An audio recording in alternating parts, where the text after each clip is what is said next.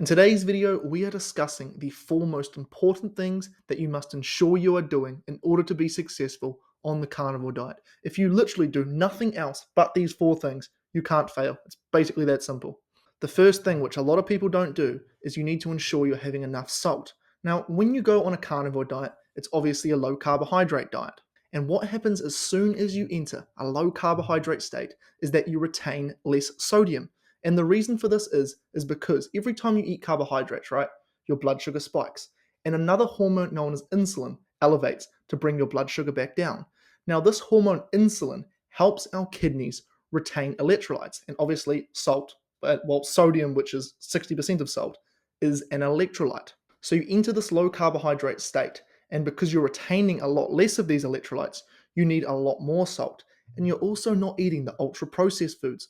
All the ultra processed pizza, burgers, even bread, literally everything, it contains a lot of salt. So if you're still putting a normal amount of salt on your steak as you typically would, or whatever other meat you're eating for that matter, then you're just simply not going to have enough electrolytes. And what tends to happen when this occurs is that you get muscle cramps or you just feel terrible. When people say they have low energy on the carnivore diet, this is often a key culprit, so be cautious of that. So how much salt should you put on? Well, at the start, it may seem like an extreme amount, but remember, excess sodium, we literally just urinate it out. Or if we have extreme amounts, it will cause diarrhea. So don't go too far on the other end. But when I first started the carnivore diet, I would put an obscene amount of salt on my meat to the point where people would be concerned about how much I was having.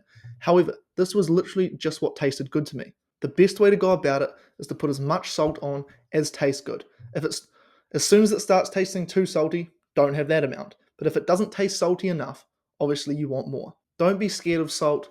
All the studies that show salt allegedly being bad for us have a number of issues. There's no study that actually shows salt being harmful for us, so don't be concerned with salt. The second tip is a very simple one: patience.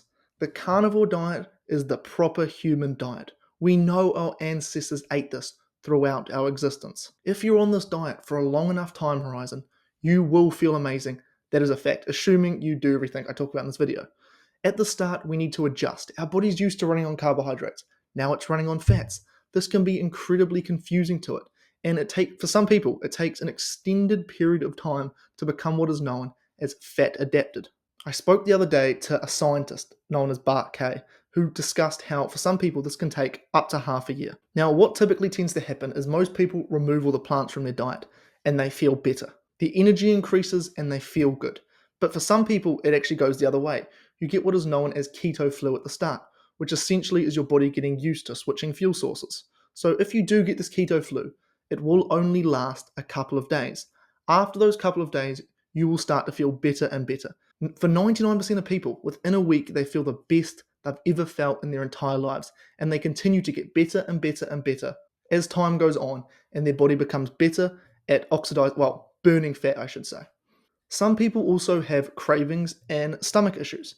Now, these go away in only a couple of weeks. So when you're starting carnivore, tell yourself, I'm going to do this for at least 30 days, ideally 90. And I guarantee you, as long as you're doing everything in this video, like I said earlier, you will feel incredible. Now, the third point, and I hate to say this one because it pains me as much as it pains you, and that is to be careful not to overconsume dairy. The only way you don't lose a lot of weight on carnivore over an extended time horizon, like we talked about, is that you're consuming too much dairy. Dairy is quite literally designed for the growth of a species. If you're over the age of early 20s, you've stopped growing up so you can only grow wide. It's incredibly addictive. It messes with our hunger hormones. Just be careful on the dairy. It also provides very little satiation, which means feeling full. So you eat a lot of dairy, you don't feel full. Because on carnivore, you eat till you're no longer hungry, you can eat a lot of energy worth of dairy and still not feel incredibly full. And remember, fat is stored energy. So be careful with the dairy. But I'm sure most of you know this, so I'm not going to go in depth on this one. And the final thing you want to make sure you're doing is to eat enough of the right meats. And when I say the right meats, you want the fatty meats. Remember, we're not consuming carbohydrates, so we need something as our energy source. Not only is fat our energy source, but it also is the building block for all of our hormones. If we're not consuming enough fat, you're not going to feel incredible.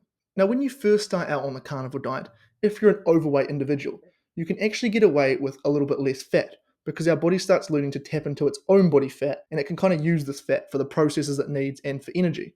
However, what you'll find is as you start getting leaner and leaner and the weight starts dropping, is that if you don't get enough fat in your diet, you just don't feel your absolute best. So if you're not feeling incredible on carnivore, you do want to up the fat.